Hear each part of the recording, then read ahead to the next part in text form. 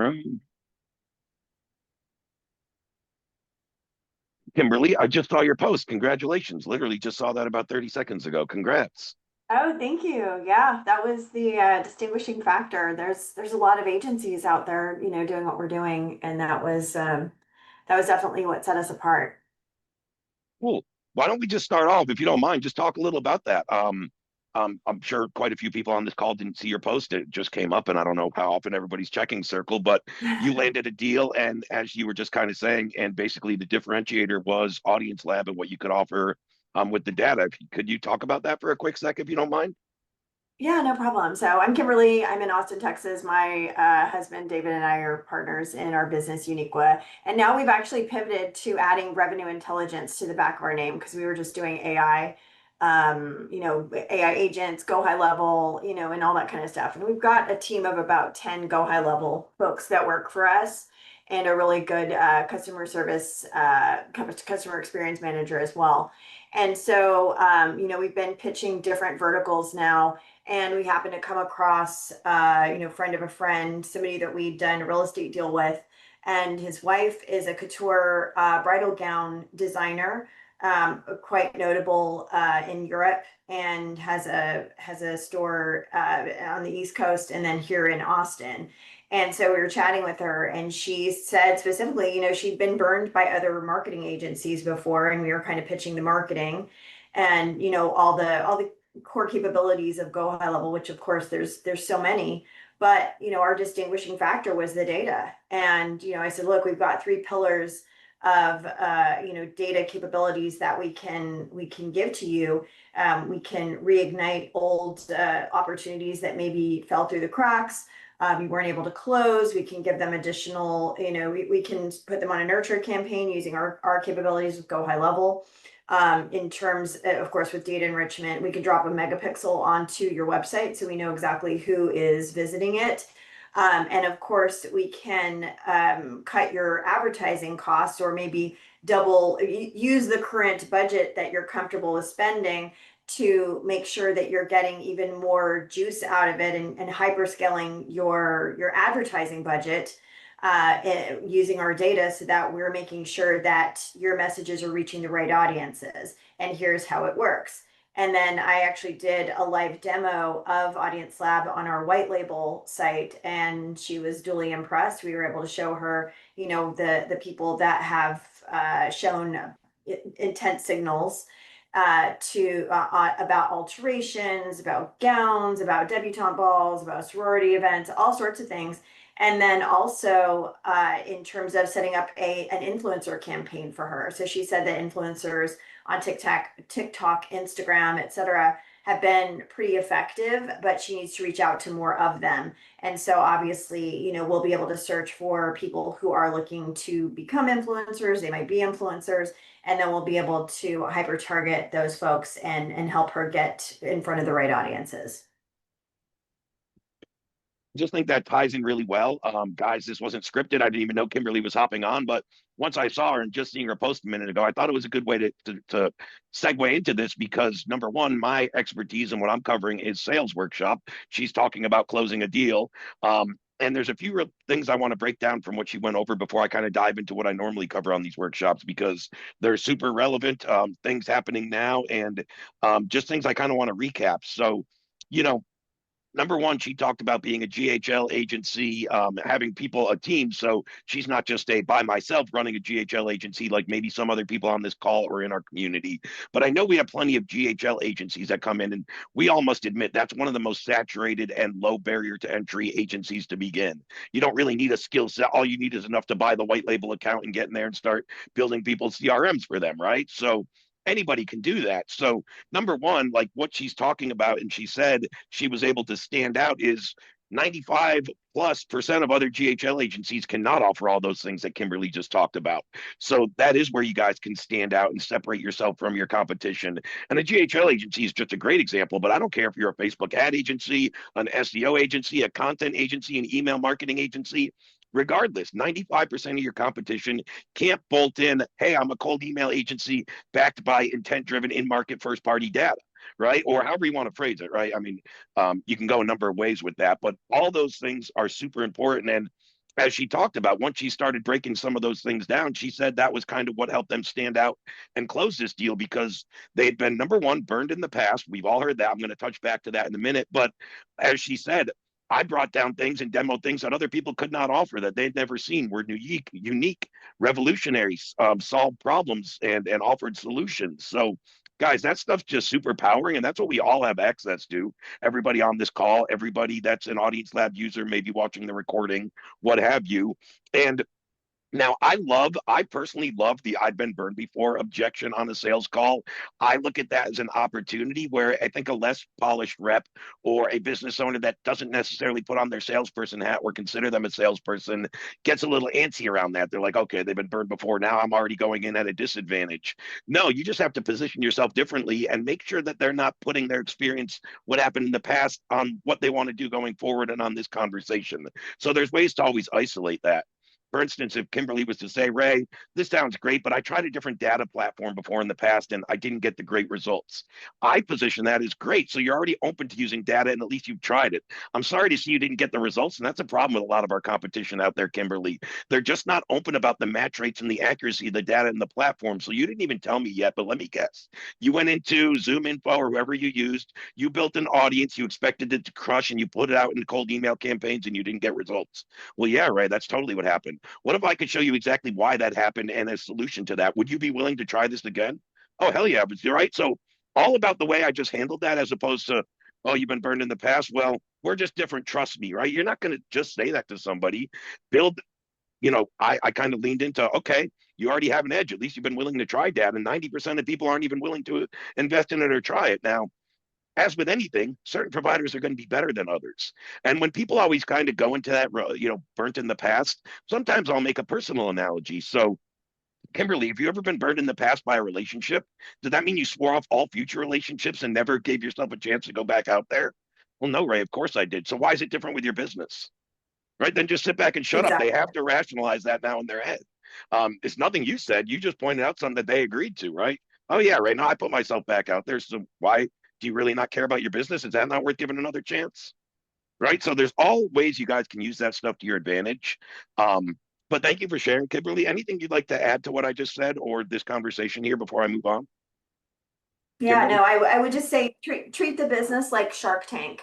And every time you watch Shark Tank, the show, there's got to be some type of hook, something that makes you distinguish against all the rest of the competition out there. And Good I point. also think about McDonald's. McDonald's is not a hamburger company. It's a real estate company. So think about what you're actually selling, what you're actually doing, get to the core outcome, and that's where you're going to become successful. So that they're going to pay for our AudienceLab subscription. So good for us.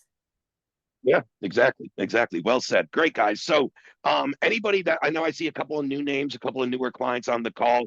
This is the DaaS Sales Workshop that I run every other Tuesday. So this is run approximately twice a month. I mean, maybe we get 3 other Tuesdays in certain months in a weird scenario, but ideally about twice a month. And my main objective is to kind of cover things that help you guys as resellers, right? I know we have certain users that just come in and looking to use the data in their own business. These workshops likely aren't for you if you're that person. I'm not working on in-platform stuff. I'm not building audiences on these calls. I don't even rarely log into my software and do that anymore as opposed to what I did a few years ago. So that's not what we cover on these calls. That's what the data strategy or the intent loop workshops, those all cover that kind of stuff. My main expertise and what I cover is around the sales side of things. Now, the thing I cover and kind of lead off every single sales workshop because it is the main asset and resource that I put together for you guys. And actually, as I'm doing this, just in case you guys have lost this, never saw it, are brand new, didn't receive it, anything, I'm going to drop the link to this document right here in the Zoom chat. If anybody wants to follow along. But this is just kind of what I recap at the beginning of all my DaaS sales workshops. The resource that I put together for our resellers, telling you how to build out your sales process, giving you your scripts, your frameworks. As I mentioned on my workshop 2 weeks ago when I was traveling out at Cape Cod doing some things for my brother, I said, guys, we have a brand new authority pitch deck. Our old one was outdated. Overextensive, just more info than you guys even need to break down. Even with our old one, I told people to just use about the first 8 or 11 slides. I never even went into the back end of that, but as you may or may not have either attended my workshop 2 weeks ago, seen my posts in School and Circle, I have already dropped a link to this in multiple places. But number 6, this one that's highlighted, is the brand new pitch deck on 8/6 that we just updated. Clear, concise, nothing's branded to AudienceLab. I recommend perhaps you guys use these on your sales presentations. Number 8 on this document, a Google Doc with about 20 or so of my personal sales call recordings. I know some of you in the past have certainly told me hearing a couple of my calls and the terminology and the verbiage and the positioning really helped you dial in how you now run sales calls. So all that and more is included here in this document, and that's just kind of what I always cover first. Now, I create these workshops every other week, usually with a pretty specific lesson, documents, things I want to cover. But I like to start these, and I know I went a little off the cuff. I started with Kimberly and then went into my intro. But next, before I go into some cool things that I want to cover and some sales resources I'd love to share with you guys, give to you guys what I've been working on internally, etc. I like to also start this with a Q&A. I know some of you guys come on this workshop with a specific sales question. Ray, I just had this call and got this objection, or I'm in this discussion. What should I price it at? If anybody came with a specific sales question, scenario, something you want answered, and you got to jump off in a few minutes, just type a 1 in the chat really quick, and I will call on you. You can unmute, and we'll dive into your questions or scenarios before I cover what I want to. And then also, guys, I'm going to leave room for a Q&A at the end of what I cover in case what I'm covering, you guys have any questions. Kimberly, awesome. You came with a specific question. You're the first one to chime in. Feel free. Go ahead. Awesome. Thank you so much. So I did talk to an agency yesterday. He's got a myriad of clients. He targets fractional CMOs, fractional CFOs, and then other different types of verticals, but mainly those two. He is interested in the data. And so obviously I would like. I would make it a bit of a gradual turn instead of trying to sell them everything, because you just can't. You're either going to have to up your subscription to the Enterprise Unlimited, or you're eventually going to have to say, hey, I get my data from somebody else, and we don't want you to do that. Like, I want you to make the money off the deal, Kimberly. So I would start off just offering this to 5 premium clients, and then figuring out the best use cases. That in their ad campaigns in the Pixel, that's probably what's going to be most relevant for large ad budgets, right?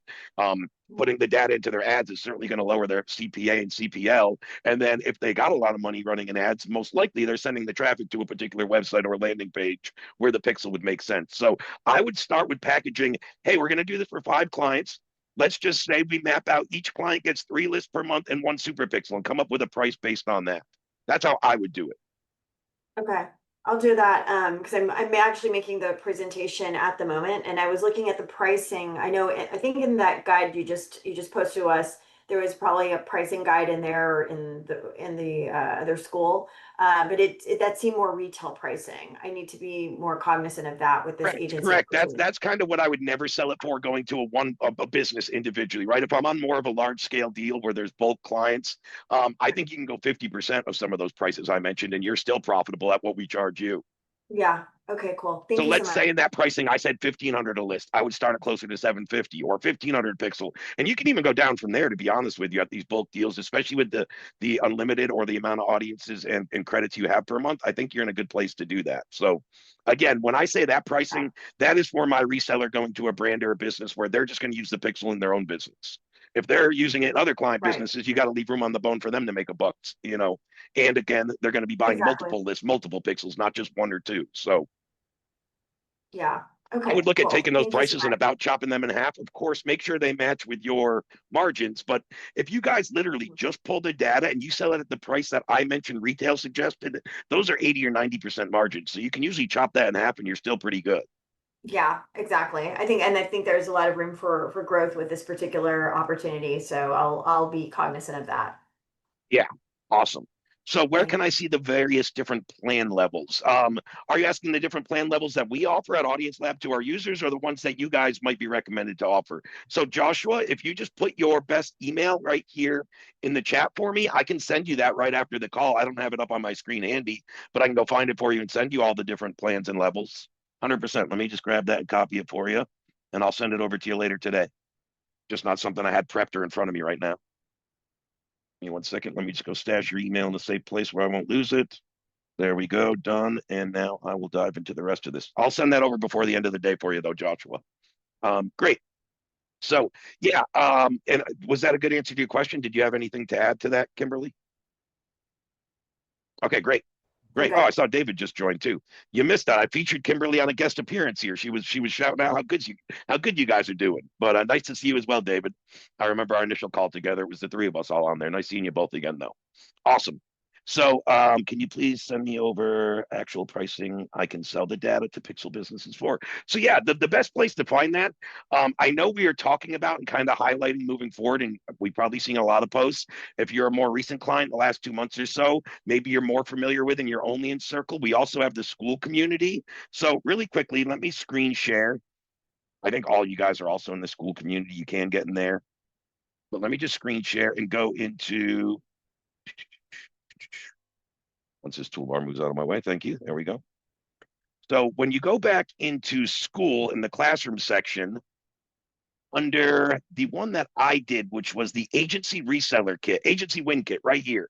Agency win kit, I have some modules in here covering pricing. I go over it on a learning module, and then there's a resource and a document associated with that. So if you just go into the classroom section in school under the agency win kit, that's where all that literature and tutorials is located. Hopefully that answers your question. I think it was John that asked. Let me just dive back into the chat. Yeah.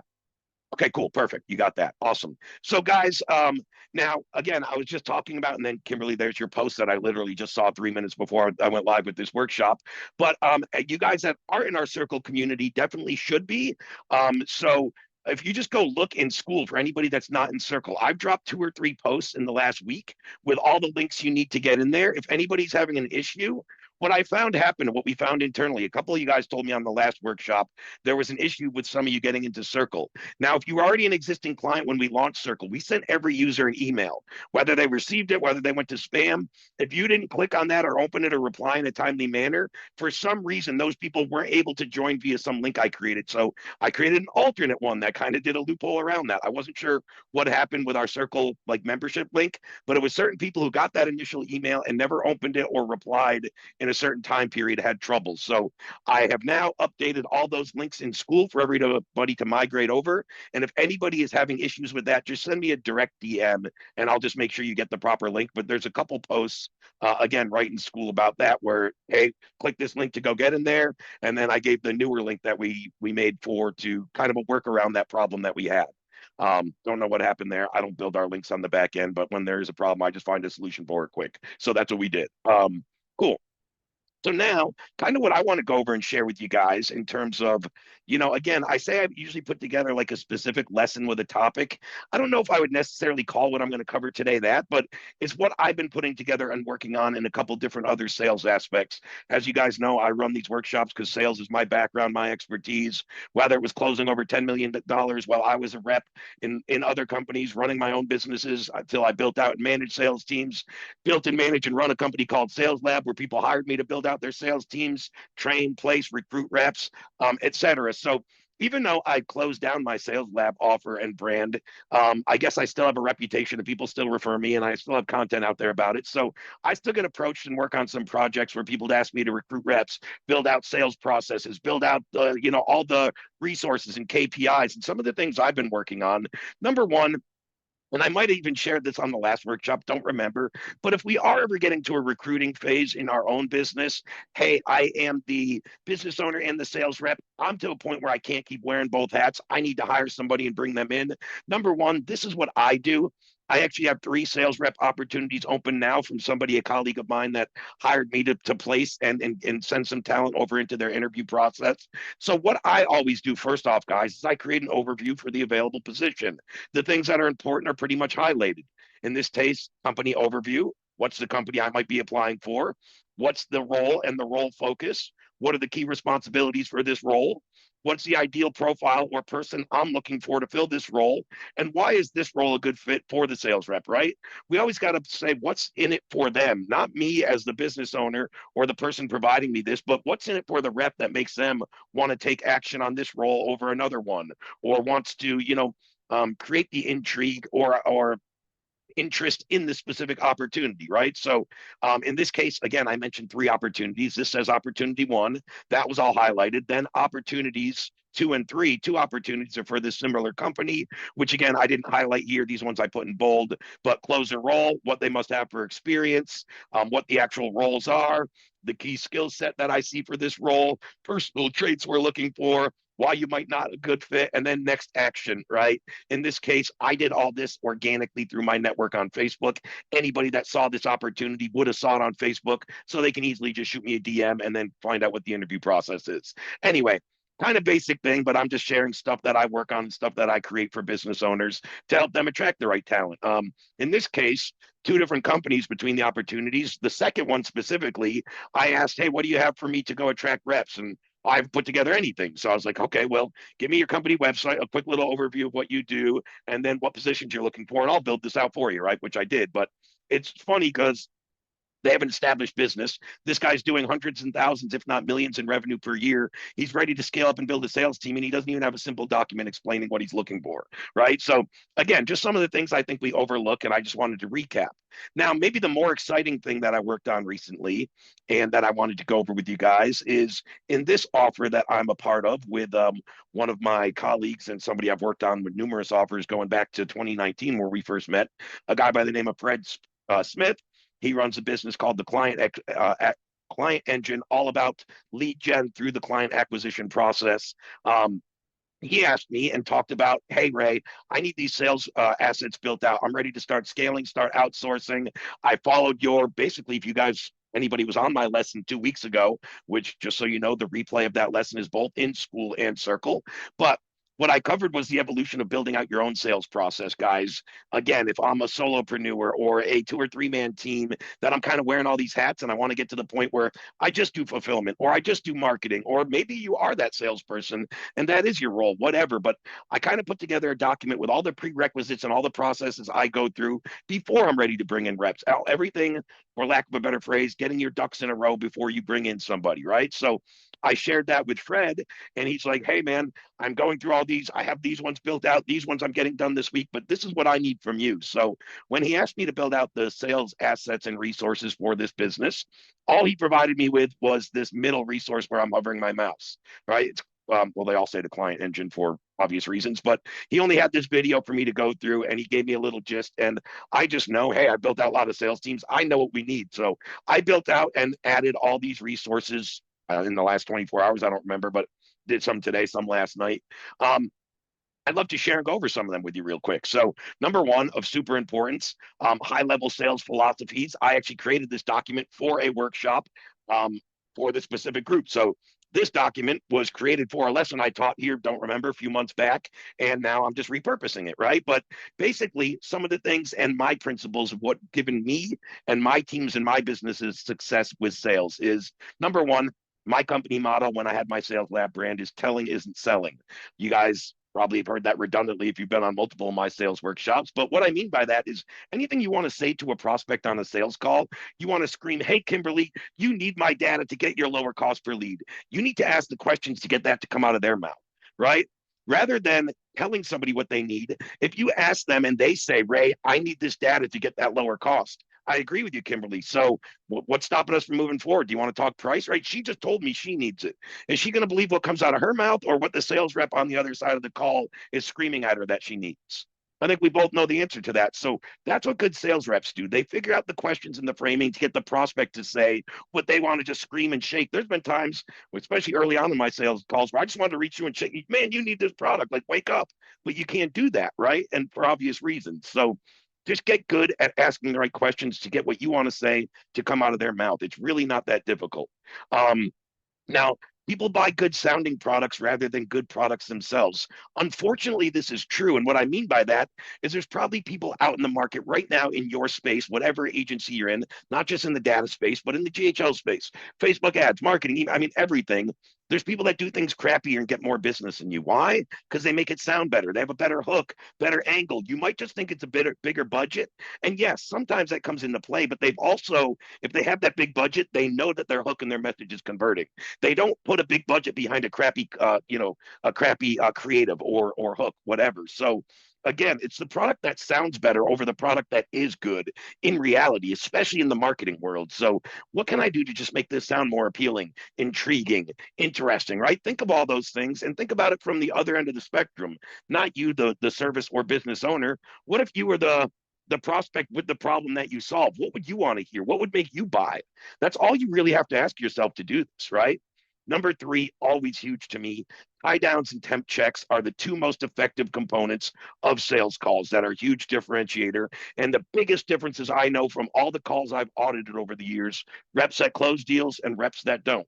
And a tie down is simply this: I get Kimberly early in the sales call to tell me she has a problem with marketing. She right now is in the mode to scale, but she doesn't know how to fill her calendar with enough sales calls, right? And basically she builds out all the scenario. And then I would say to Kimberly, well, if I could show you a simple solution today that would take you from 50 sales calls to 250 booked per month, would that solve your problem, Kimberly? Yes, it would. Cool. Then later, when I get to my pitch and my close, I'm going to tie her down. Hey, Kimberly, didn't you say earlier if you had this mechanism that you take you to from 50 to 250 that you would hit your goal?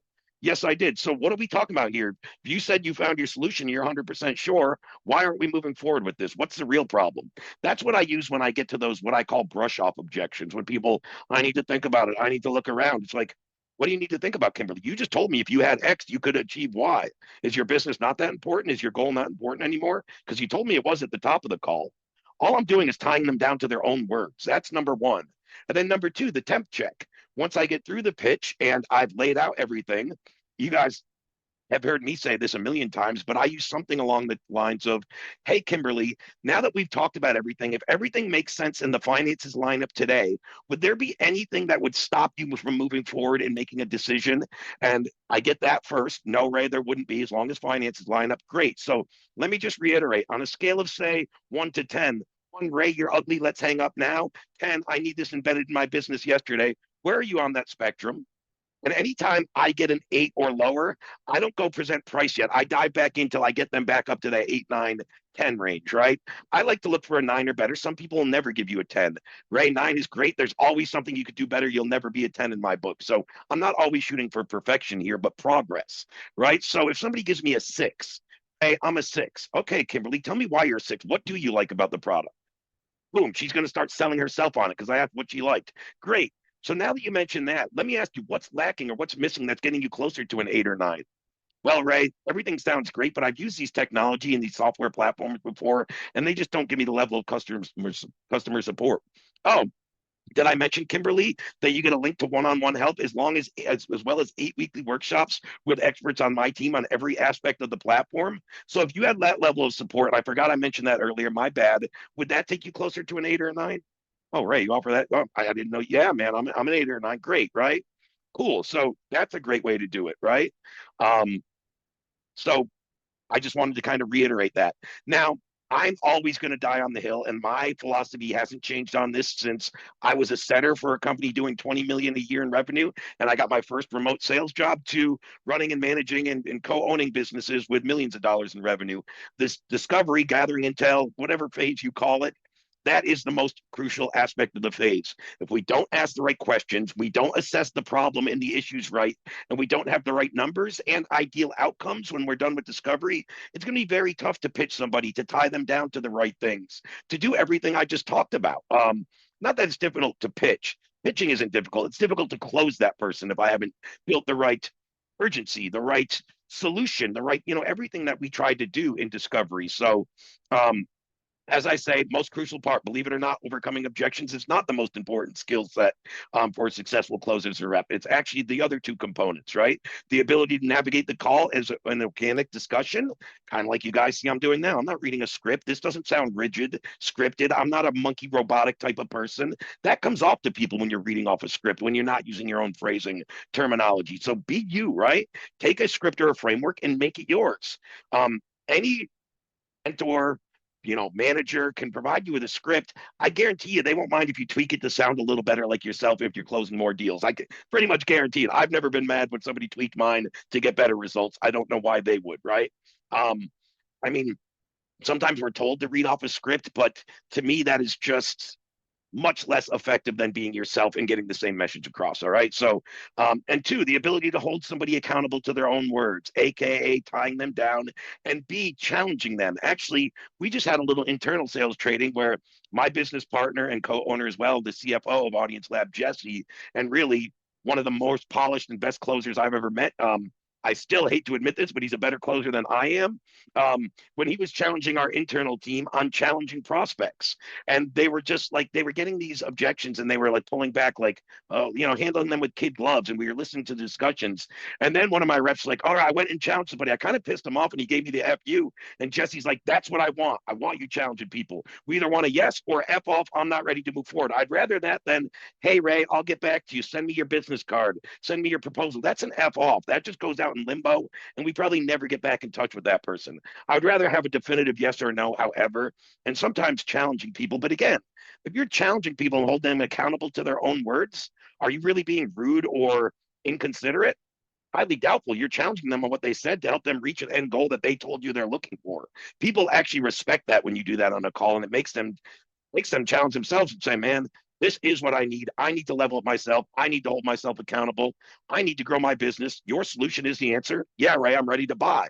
They get all that through their head by themselves throughout the call because I positioned it properly, because I've held them accountable, because I didn't let them off the hook, right? Um, and then the buyer's belief system.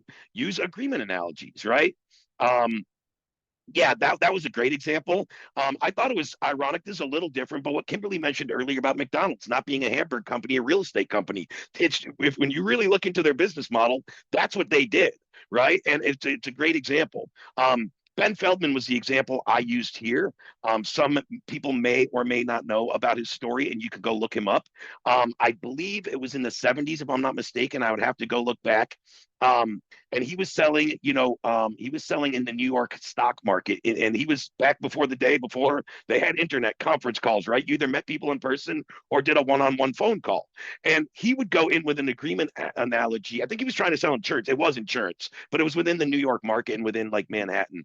Again, a little bit since I've rehashed the story, but it was something along these lines where he would go in and he would say to somebody, and especially back in the 60s and 70s when Ben was doing this, he would say to the businessman in the elevator, and he loved to do this in person in elevators for some reason, but just in person in a kind of one-on-one area. And he would say to them, hey, Ray, are you the number one provider for your family? And let me just ask you, what would happen if you went down and couldn't provide for your family? And you think about it and you're like, yeah, I'm the number one provider. If I went down, I'm not sure what would happen. What if I could give you something that was a cash flow machine that could just print money if you ever went down and still provide your family? If I threw you that cash machine, would you take it?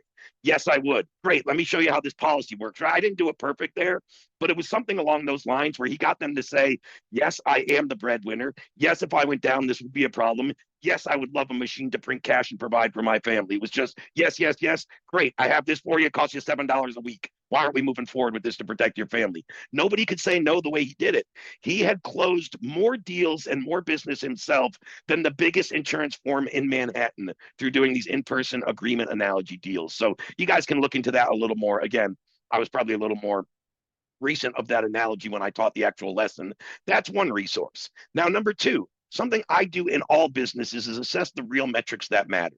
Usually I like to loop these down to about 5 areas this is within the sales team specifically. So for my team, we usually run a couple times per week sales meetings. For my team, we meet every Tuesday and Thursday at a certain time with our sales team. When they show up, I say, Bob, Joe, Adrian, Mark, read me your metrics that matter. And real quick, they're going to rattle off 5 numbers. Now, this is just, as it says here, they show up to each meeting with these numbers since our last meeting. So today's a Tuesday, right? Let's say last time we met was last Thursday. I would say, Adrian, tell me your metrics that matter. He'd say 31, 18, 13, 6, and 2, right? So I know right off the bat, he had 31 calls. 18 were taken. 13 were no-shows. 18 and 13, yeah, that adds up to 31.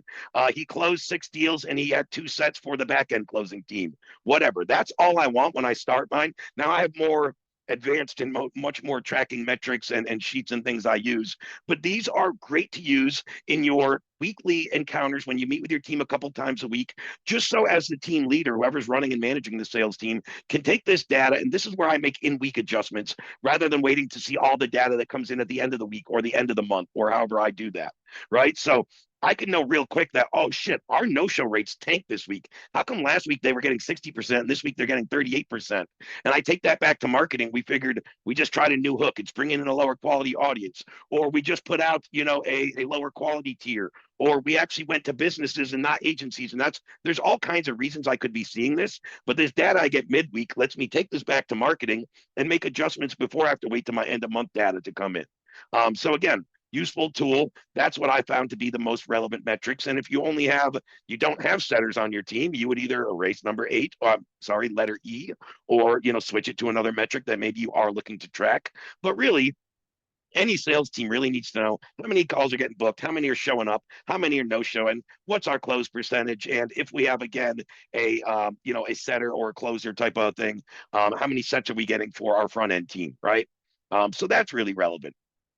What else did I build out? I don't even remember until I'm going back through these. You guys have all seen this plenty of time before. I've offered this here. I'm going to go drop this again. This is a great resource for viewer only. Actually, it doesn't matter. I don't even care.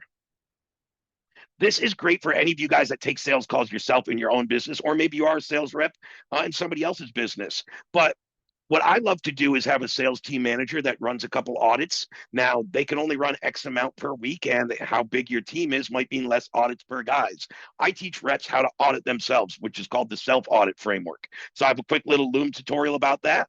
Then everything below, I'm not going to go through what's covered in the Loom tutorial, but there's an outline of how to do this. What are the main aspects we're looking for? An overview of how my reps fill this out. What's the difference between green, yellow, and red?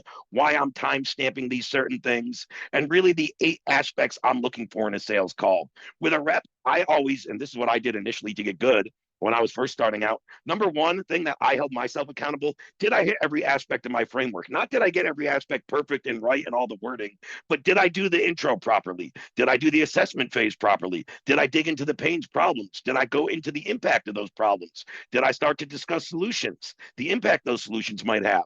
What happens if we don't take action today and move forward? And then did I get my temp check in? So these are the things I reassessed first.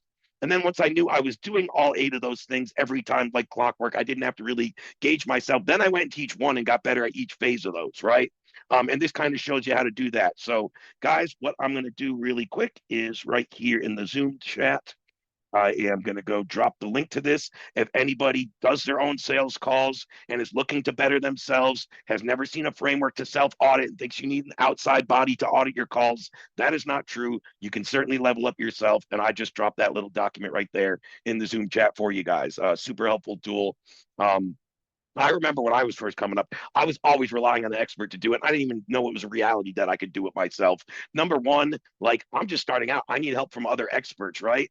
Number two, without my track record that I now have, who am I to audit anybody's things? But guys, believe it or not, even the first one I remember doing on myself, I remember hearing myself say things when listening back that I either didn't remember saying or didn't remember I said it like I did. And I'm like, oh, that's how it came off. I thought it came off like this, and help me just get my, verbiage and terminology better, things like that. Also, I just picked up all kinds of little ways to self-critique and improve myself. Thought that would be helpful for anybody doing that. This is the more extensive thing I built out. You guys have maybe, I don't share this often because it's kind of complex, and I've shared it with you guys and no problem, but this is more for somebody with a sales team of, let's say, 4 or more reps minimum. Basically a little SOP on how to use our tracker. Let me show you what the tracker looks like that I just created for this particular business. So basically we get instructions on how to use this for each rep, also a little SOP tutorial that I put with it. We can see our team dashboard of everything going on, the master data. Now, guys, this is a new example with no data run through it, so you're not going to see a bunch of stuff on this one. And then basically, when I create these, the only thing that the reps do is they click on the tab for their names. So let's say Bob is, sample 1, doesn't really matter. Sample 1's the only one I put numbers in. So let's say I am rep 1, Ray, I'm under example 1. In July for the offer I had 38 available opportunities. 31 of those opportunities actually booked on my calendar, people I sent booking links or tried to book. Out of those 31, 18 showed, 2 canceled, 11 no showed. Out of the 18, only 6 were really strong enough to make an offer, good fits, fit all the prerequisites I was looking for. Out of those 6, I closed 2 deals. Those deals were 5K each. I did 10K in revenue. That's all the rep enters is actually the rep doesn't even really have to cover the available. Most trackers do that, but regardless, really the book calls through the revenue collected. Then what it creates for me as the business owner and the manager of the team is all these percentages come after that. My tracker automatically computes those. So really quickly, it shows me out of 38 possible people, 31 did book, so 81%, that's called slot utilization. Now, out of the offers made and the cash collected, the collection percentage isn't super important. Show percentage, 58.06. I would like it a little higher, but not bad. 60% is usually KPI in the majority of the offers I run. They can vary in industry to industry, price, high ticket to low ticket, et cetera, but I'm usually looking for around 60%. So I'm cool with that. I usually like my guys making offers on about 50%. So now I'm already thinking with this offer number, guys, that my quality is a little low or my rep just isn't making enough offers. One of those two things is going on if they're not around that 50%. The close is only at 11. Now, if we looked at the close being two closed out of only six offers, well, you could look at it as a 33% close rate, but we need to go back to the close rate out of all the calls they fielded. So that is two calls closed out of 18 appointments taken, which is why you get that 11.11%. And then the last two numbers are really good for business owners, sales team managers, right? How much revenue or cash per booking is this rep bringing me? If I put a call on his calendar, how much do I get back for each one I put on his calendar? Now, if you're a business owner and let's say you know it costs you $400 to acquire a booked quality call onto your sales team's calendar, this rep is costing you money, right? Because he's only bringing in 323 per call. So I already know, number one, I need to up my price. Number two, I need a different guy with a higher close rate. Or number three, I just need to increase this close rate any way possible, right? Whether that's quality, better closing, better scripts, right? There's all kinds of things we can look at, but that's what I know. Now, my average cost per book call for AudienceLab varies month to month, but we're usually around $100. So this rep is plenty profitable with all my margins and what I have. This is super great, right? If again, it varies, but this really helps you know. Number one, if a rep is profitable or costing you money, we have what are called, assets, and then we have what are called liabilities. A rep can be a liability if you're spending more money to get somebody on their calendar than they're making you back. That's not an asset to your company. That person wouldn't be staying very long in my company. Number two, when you have multiple reps and you look over these numbers, you see, hey, my top performing rep brings me in $800 per book call. My bottom one is 180. And then you look at those numbers 2 or 3 months in a row. And if that same guy is still the bottom one at 180, he's probably the first guy that's going out of my team, right? Might still be profitable, but if he's the lowest performer and on the bottom month in and month out for 3 months in a row, sales is a performance industry. I don't care any way, shape, however you want to slice it, right? If you're always the bottom performer, you don't have a secure job for too long. That's just the way it works in sales. But again, this tracker is super helpful, right? It does a lot of things for a business owner. And again, I think this is a little more advanced. I know this offer I was building this out for is going to have somewhere between 5 and 10 reps very, very soon. Whereas the other offer where I just put together, as I showed you the description of the role, we're not bringing on 5 reps quite away. I know each one of these offers are going to have 1 to 2 reps. We're going to double that to 2 to 4, and that's all we're probably going to see in the next 6 months. I'm not building out extensive trackers for that type of business because there's not really a need for it yet. So again, just cool stuff I wanted to share and go over with you guys. I think there was one more thing I created. Let me just go take a quick look. What was that last one? I already brought, maybe it's this one. No, so I uploaded the tracker twice, one in a PDF, one in a doc. That's all it was. Cool. So anyway, those are some of the cool resources that I like build out when I'm helping somebody build out a sales team that we can track things. We know what metrics that matter. We already have the scripts built out, guys. That would have been done. You don't see it here, but those have already been built out. But I want them to understand my 4 or 5 high-level sales principles: the telling isn't selling, tie downs and temp checks, discovery call is the most important aspect. I want all my reps coming into this to understand this philosophy and this reasoning and why I think this way. The metrics that matter that help me tweak in week data or tweaks I need to make and take back to marketing. Certainly the tracker, which gives me my really good monthly results. I use the tracker weekly for sure, but it's really a monthly type of thing, more from the management standpoint and leadership standpoint. As a rep, it's more of a weekly tool, but as a management and again, leadership standpoint, it's more of a monthly tool, but it's super in depth. And then the self audit framework, great thing for anybody that is, taking sales calls themselves in your own business, your own offer, other people's offers, and you really just want to close more deals. That's simple. So, guys, that's some of the stuff I was working on that I thought there might be some value. You guys would pick up something. If there's any of those other resources, again, I provide the self audit framework, and the other simple one, I'll go grab for you. I'll provide the metrics that matter. And I'll provide two more because those highest level sales things, that document I went over, the telling isn't selling, that might be something you guys want to keep. But I don't think most of you guys on this call need the full tracker or, some of the more extensive things. And if anybody wants it, just feel free to shoot me a DM.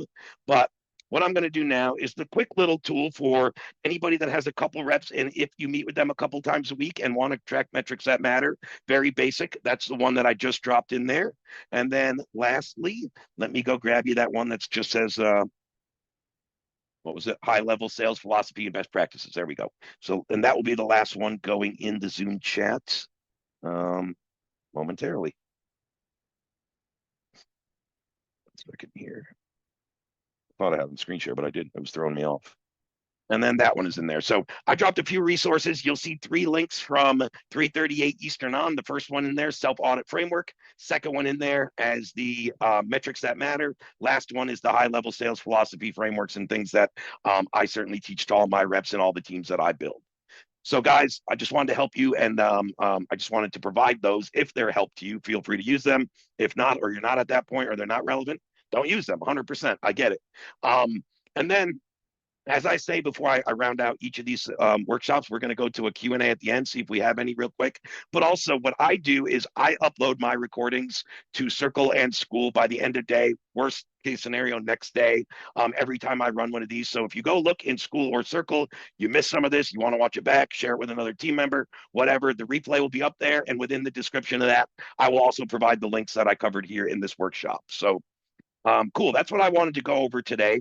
I'll have a more specific lesson. Again, I didn't just build out like one lesson for today. I just been working on so much sales stuff this week. I just thought it would be cool to share with everybody what I do, what I build out, my thought process behind it, and all that stuff. And then, guys, is there any questions on anything I went over? Anything that wasn't clear? Anything you'd like me to expound upon? If yes, just drop a 1 in the chat, and I will call on you, and you can unmute and ask away.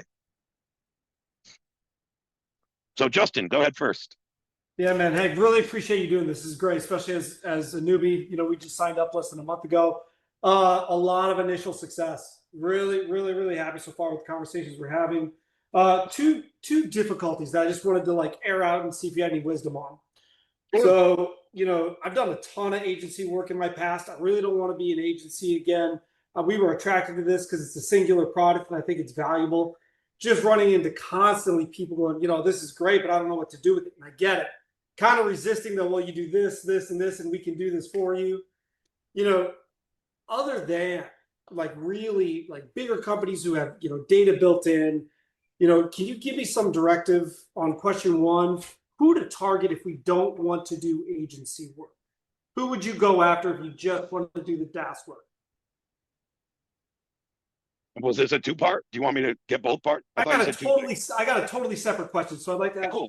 cool. Let's hit that one first then. And I cover this a lot. Now, I think, as I mentioned to you guys a lot, I think you guys kind of fall into one of 2 buckets as resellers, generally speaking. Hey, I'm a more low fulfillment model agency. I just want to provide data to businesses and be hands off, as you're talking about here, Justin. Or we have the more full stack agency. Hey, I'm going to provide the data and I'm going to run their ads, their email, their whatever their marketing, avenues are. So, number one, big difference between the two. Being the more low fulfillment model, more low fulfillment, not full stack, you are open to less market share and you're probably going to charge a little less. The full stack market, the full stack marketing agency is going to charge a little more because you're not just offering data, you're doing marketing services. Number 2, why I say you're open to a larger market share is to be that low fulfillment model agency, you really have to set some solid prerequisites of who your ideal client is. What I mean by that is exactly what you're talking about here, Justin. So for me, if I'm a low fulfillment model agency, I kind of want to pick a couple niches or industries to target. Then within that, what are the more established businesses? And I'm not just looking for the big ones. It's usually medium to large size companies. And what I mean by that is, how many years have they been in business? How many employees do they have? Do they already run paid advertising and a marketing budget? And if I'm only meeting with clients that have more than 10 employees, that have been in business more than 5 years, and that are currently spending more than 10 grand on marketing, they're all going to know what to do with the data. I just have to make sure I identify and what I don't do, Justin, is get on calls with people that don't have those prerequisites, because those are the people that are going to tell you, I don't know what to do with it. What I mean by that A less established business owner, newer in business, mom and pop, doesn't do much digital marketing, has never heard of or done media buying. Those people aren't going to know what to do with the data. I wouldn't expect them to. So I wouldn't even get on the call and pitch them if I'm not open to providing those services. That's really No, the main thing. we're exploring it, right? No, It I feels get like it, but it feels like we're constantly being led to we're the top of the agency funnel, right? So we've got a lot of people that know what to do with bottom of the funnel stuff. They need help at the top and in the middle of the funnel. So I'm kind of following the breadcrumbs on where we're being led, and that's okay. yeah. Where I the mean, the money's other at. thing you can also entertain, Justin, is just get a fulfillment partner. You provide the data, they run all the ads, and you make sure that there's still a margin on the back end for you, right? Yeah. So that's another way where you can take yourself out of it. Just get an expert partner at running the email and the ad side of things, and you can lower and offer to that more full stack, but totally up to you. Again, my clients that are successful on the low fulfillment model, they did a really good job of setting those prerequisites and only working with companies that hit or exceed them. That's how Yep. they succeed in that model. All right. Second thing I wanted your wisdom on. I mean, we're coming out of the gate, so I mean, I'm doing all these workshops. I'm going all in on school. I mean, I'm trying to really get verbose in my learning of this platform, right? The other part is still new, so having a lot of success off the rip, getting a decent amount of clients. Big believer in you always get what you pay for. Never give away anything for free. At the same time, this product seems to be it begs for like 30-day free trial, like just create that addiction. Talk with all like let me just do this for you for 30 days, right? Once you get your hands on it, once you see it, I think I'll have you for the next 2 years. You counterbalance that with then it's free off the rip. Have you had a lot of people, get success doing that model, creating that addiction, or do you always just charge right off the rip? Only way and best way I've seen it work and would recommend it work is with the super pixel. I would be open to doing that. And I do that more off a rev share deal. Hey, Justin, just let me throw the pixel on your website. Once we resolve the people and run some campaigns to them, I only want 30% on the back end of the people that buy from you. That's a great way to set it up. Let them get the trial. Let them see all the people coming through. Let them see the revenue coming in, and you only get a kickback when they've made something. That's a great way to do it. You can even do pixels on trials, 14-day, 30-day. What I've seen some people do is they put the pixel on and they're like, hey, Justin, I have a list right here of 500 names, emails, and phone numbers of people that landed on your website this month. Would you like to buy these back and market to them? And then boom, that's where you actually monetize it. You know what I'm saying? Yeah, cool. Really appreciate you doing this. I'm going to be on every single one of these you do. You guys do a great job at supporting us. You really do. Thank you. I appreciate that. And I would never recommend doing a free trial on the actual lists or audiences. Doesn't make sense. It costed you money to get access to it. Why wouldn't it cost the next person money? There's some people that you could give one list to. For instance, client Garrett that gave one list to a private injury attorney that turned that into 30 or 60K. Why shouldn't have Garrett got paid for that? Yeah, at the same time, it's like I just made you this much money. How would you like to do that 10 more times? And the other part of that is we're trying to figure out what exactly to charge. And we have clients from across the spectrum. I mean, I had a sales call today with a company that sells, they literally buy 787s, full airplanes, rip them down, sell the parts, $100 million company. I'm not going to charge you $500 a month for access to the data, but what are we worth? I don't know. I mean, if they sell one airline part, I might make them 30 grand. So if I become comes into that, you're right. Average order value, volume, all that. The way I normally look at this, just based, there's always outliers to this and always different ways to package it. But every audience and or list, or whatever you guys verbiage you use, I have different clients that use different verbiage. Every audience I'm pulling off the platform and providing to a client, I like to get somewhere between $750 and $1,500 per audience. In an ideal world. Now, are there people that doesn't make sense for? Yes. Are there people that buy 10 audiences where I'm going to go lower because they're buying in bulk? Yes. But if I can be somewhere in that ballpark, that's usually profitable. If I give a business a full list that could have up to 500,000 in some cases, name, email, and phone number for $750, and they run ads or emails to that whole list, there's no way they're not making back some money unless their product is $4. They're selling a fucking ballpoint pen. You know what I mean? But you're right. A lot of things come into play. When I'm working with an e-com company that is selling $5 or $10 items, I price this much differently, but there's still those people are pushing volume. They're closing 60 deals a day, as opposed to, as you said, could be one aerospace part that's worth 30K. You know what I mean? So, but in an ideal world, every audience I pull off the platform and provide, I don't like to take under $750 per list or audience provide. And if it doesn't make sense, again, you're probably with too small of a company that really doesn't need the data. Yeah. Joshua, you had a question. Please go ahead. I only have a few more minutes here. So Joshua Johnson, go ahead. Yep, thank you. So my question is actually kind of going right off the end of what you were just saying there when you're talking about the individual audiences or lists. I met with a roofing company, and I initially was thinking, okay, like I know they're a local company, they service a couple of the towns, cities, or zip codes around me. And when I was discussing with them, and I was like, all right, well, send me over a list of zip codes, and then the list they sent over is like over 500 zip codes, which they may actually service all of them. And I know a lot of roofing companies do spread out quite a bit and cover larger territories. That is But quite a lot obviously, for a small company. yeah, yeah. Well, I mean, they're a sizable company. I Okay. mean, but my question is like, how do you kind of put parameters around that or price that? Because like I was expecting a list of like 30, you know. And so how do you put parameters around that? Is it based, would you do it like based on the number of zip codes they want to incorporate, or would you do You it based can. on, yeah. You could set up in tiers in a couple of ways. You could do number of zip codes. You could do number of actual people that it resolves. So let's just say you run through 5 zip codes and it comes out with 1,000 names. Or I'm just throwing numbers out there. It could be a lot higher. Sure. And then you ran 10 zip codes and it gave you 8,000 names. Right? You could either charge per the amount of names on the list or per the amount of zip codes. There's a couple different ways you could do it. You might actually want to start, Josh, by running at least a preview audience of all 30 zip codes and see if it maxes out at that 500,000 or if it's still way less than that. Again, I don't know the populated areas. If you're talking 30 zip codes in New York and the Manhattan area, you're going to tap out way over 500,000 people. Whereas if you're Mhm. talking 30 zip codes in rural Iowa, might be a lot less people. You know what I mean? So I would Mhm. at least run that audience of all their zip codes and see how many names are on it. And then you can probably gauge how you want to price it from there. Do I just want to go to them with this whole bulk list and charge a lot? Or do I just want to segment it? And I might go back to them and say, hey, Joshua, you service these 30 zip codes, but what are your 5 most prevalent or most profitable? Why don't we start with those? Right. And hey, we got That's our nose that's jobs, Joshua. That's kind of how I would do it. that's what I did, but they were definitely like angling to get like, well, we really service this whole area of 500 zip codes, and I'm like, that's literally half of the state of Florida. And so I was like, we're going to narrow this down to 3 counties, the three like closest counties that are adjacent to each other, and go from there. You But I think tried it. that I'm just curious. Did you try to build the list with half of Florida? Did you even try it? no, no, I didn't. I I'm didn't just because curious. I would at least try it, run it through the preview and well, see what comes out. yeah, I mean, I can do that, but to me, it's not even a matter of so the other part of that then is uh to me it feels kind of dirty to like run that list, and then like I want to be able to work with other roofers, for example. And if I'm running that entire list for one company, I'm going to be selling the exact same list to 3 or 4 companies, and I you know I don't want to do That's a that. whole nother discussion. You're right. So I Yeah. have clients that do this in a couple of ways. I have one client that was telling me, "Hey, I pull a large list for I forget. I think this was roofing, but I forget what service. Don't quote me on Yeah. it." And he's like, "I charge 1,000 and I sell it to 7 different people, so he makes 7,000 off one list, and loves it. And he's open about it. Or he tells people, I can pull this list and give you exclusivity, and then he charges a 3x premium for exclusivity. So that's another kind of thing you could put on.